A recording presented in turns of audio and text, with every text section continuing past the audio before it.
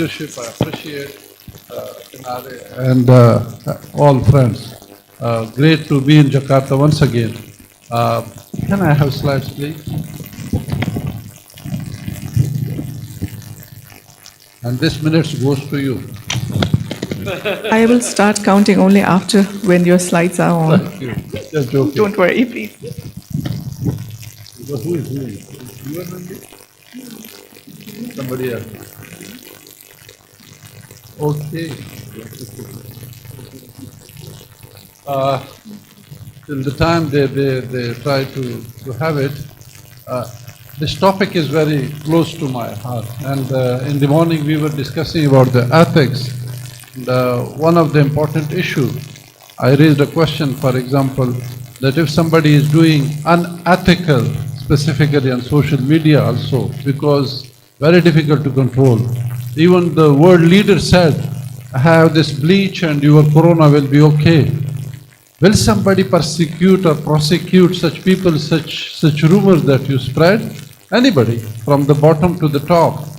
That is a question that we all need to address, and this is the event that should have some kind of recommendation where we can ask, yeah, finally we got it. So please, next please. Digital age, what we call it, when we were young, no mobile, nothing, and now we have all this.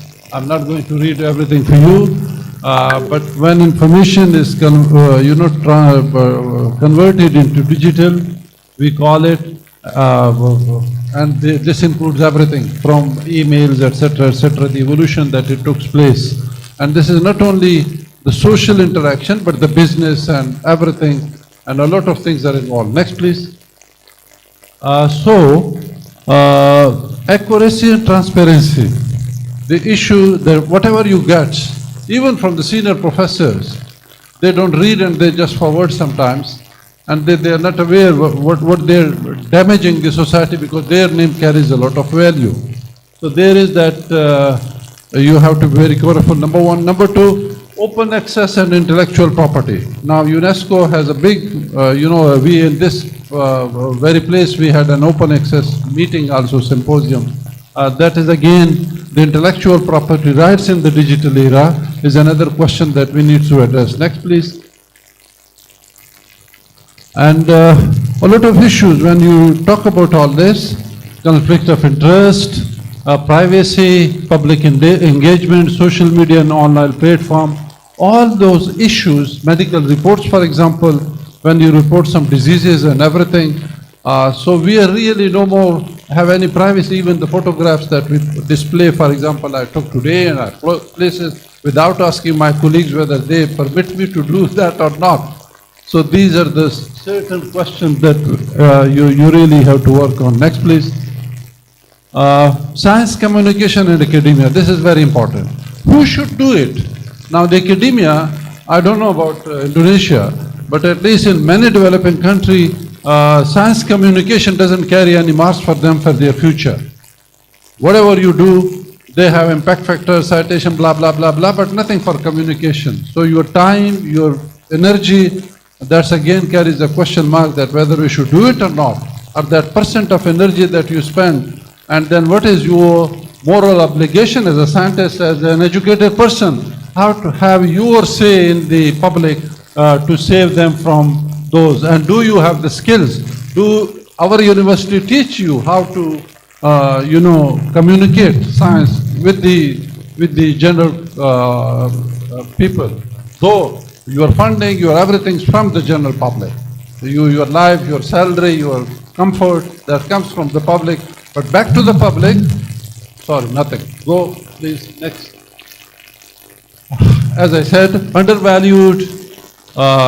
Nobody, gives you any marks for it. In many of the countries, even in the developed world, there are specialized science communicators, but not everybody.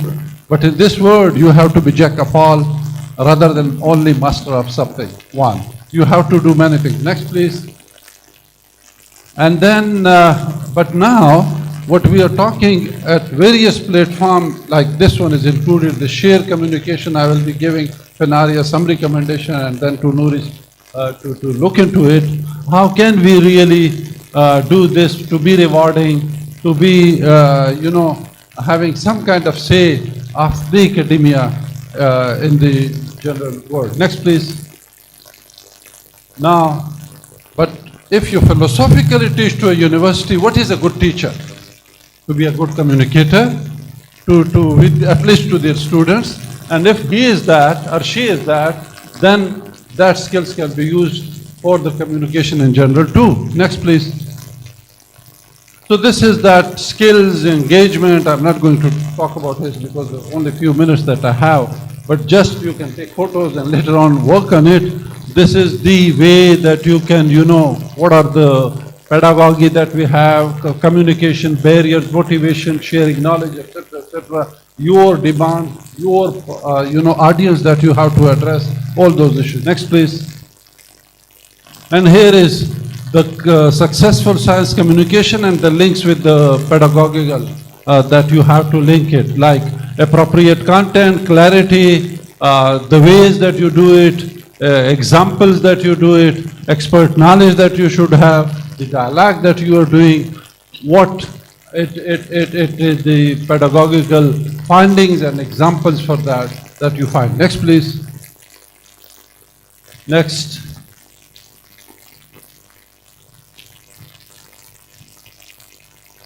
And you found a lot in the corona was a sort of a blessing in disguise too, that now we can communicate online. Many people are watching us. Probably Fenaria will, record it, and this can be used by my students even afterwards. So a lot of good things come up, but what we knew, and we learned several things. It was not only for developing country, even in the developed world. Anti-vaccination movement was that in USA, for example.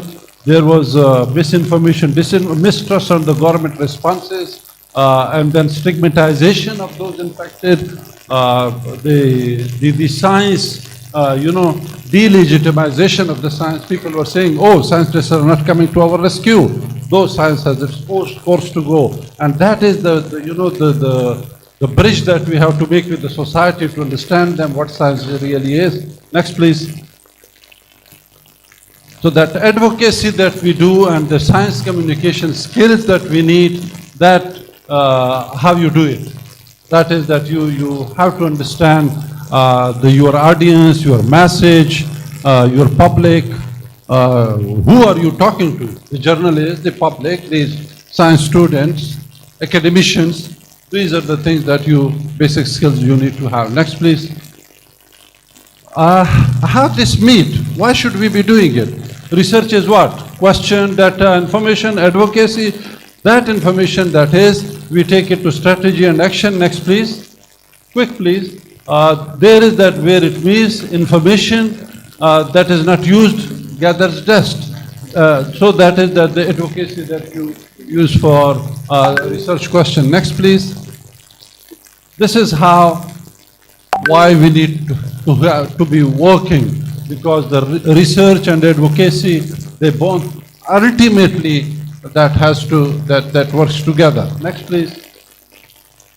Go ahead, few questions. So now the questions are, the media, does the media accurately portray public attitude? Media influence the public attitude, and media as a concern influence on behavior. The media, do they invite you as a scientist? Believe me, they have little interest because of business, money. They are more interested in having something, oh, there was a tire puncture, but a big bloom, maybe something happened, etc., etc. So that is that you have to work with media and you have to realize them, how important your information is. Next, please. And this is what happened, health crisis, stigma, then inequality. Next, please. A lot of slides I had. Next, please. Next. Next. So, the strategies that we need to have high impact science communication, the research, how the university researchers should be working with the media department if they have, if they don't, how they work with the public media houses, link that they establish, and the visuals and media flashes. This is this profession. So what we need to do is that from the younger lot, we have to educate them. How can they be a source of positive image of science communication with the public at large? Next, please. And how to spot misinformation. There are ways to spotting misinformation, from suspicion to language, etc., etc. This is how you guide your people to how to spot that this is misinformation or the true information. Next, please. And the difference between the two, misinformation and disinformation. What is malinformation and all this. These are basics that we really need to interact with the public. Next, please. This is how we identify the right information. There are various steps. Number one, how to evaluate it. Next, please. And then how to determine whether we can address this claim or not. Next, please. And how to address it, whether it is true or not. Next, please. Evaluating of the harm and damage. What is important for you now? How much damage will it have? The consequences for the society that the claim that you are going to be analyzing. And are these effect consequences are significant or not? Next, please. Here is the effective science communications. The actors, society, science journalists, press informations, captions. How can we really be working and how this communication is vital? Next, please. Not mine, but somebody else's probably. Science communication in the Asia Pacific. We already had a meeting here last time too on the open science. But now, this is what, when we were working with UNESCO, we tried to have some kind of guidelines for how to have science communication strategy in this region. Next, please. And again, citizen science, how to involve the general public in this science that we are going to talk about. Next, please.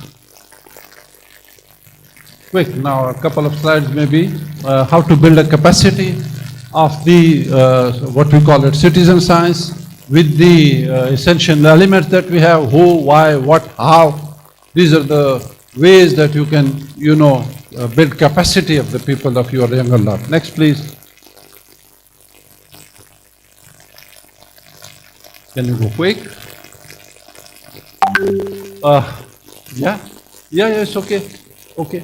Here is for the share committee, being the member of that committee, to Fenari, our chairperson, and the president, Nouri, that some of the goals that you should have. How could they work more in the digital era? How can we more interact because of this innovation in the so these are some of the recommendations I'm leaving behind that we will be discussing in the committee too. Next, please. Next. Thank you specifically for this committee. The President, His Excellency, I already said that, a good friend, old friend. Thanks for inviting us, President Nouri and everybody else. AIP also for funding and all that. Thank you very much, ladies and gentlemen.